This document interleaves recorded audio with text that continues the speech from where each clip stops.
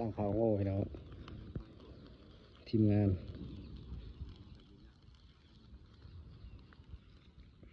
สูงจังเลยพี่นี่ว่ามา กำลังโค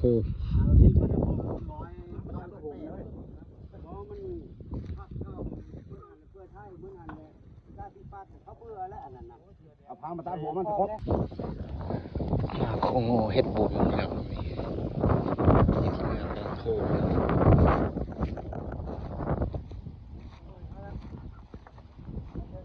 ลังซอยโอ้เจ้าเพลตัวนี้ ทางนี้ยำไม่ได้เลยยำล้ำคืนยำไม่ได้เพราะว่าซอยสินบางไงแบบนี้จีผู้ใดมากเลือดใส่เลือดเราเด้อขนาดพี่น้องมันก็ยังยำไม่ได้เพราะว่ามันมีพิษลงเลือดแล้วมันอ่อนเลยอ่อนเด้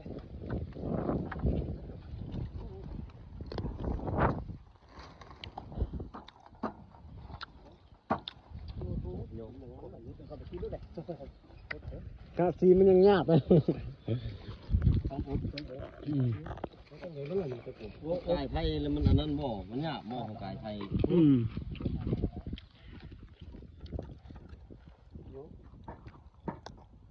แต่ยอหนังมันกินแห้วเสียงบ่อยมีหลอกขาวแล้วเดี๋ยวหลอกขาวมีเลยตกเลยหนักชอบตัดตกเลยนี่บ่เราโอ้โหเบิ้งเถอะเราคือของไทยเนาะโอ้ยว้าวคนนี้แหละสิให้เนี่ย ว่าธรรมดาว่าเขามาเขาโซ่เลยเขาบ่ได้แล้วมาแล้ว เขาบ่ได้ที่ กระจุก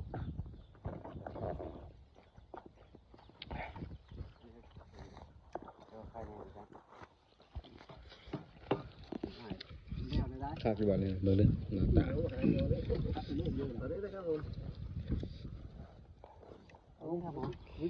เอาเลยเดี๋ยวตุ๊บคนสุขภาพดีมันนั้น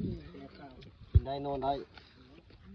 ไม่เลือกได้แต่พ่อนะโอ้กระสุดแล้วโอ้มือโอ้ไปแต่มือแรงมืดขึ้นโน่น โอ้โหโปดูเขาจะเว้นนั่นนะให้ดูนะมีคุยกับครับโน่นทำมาปิด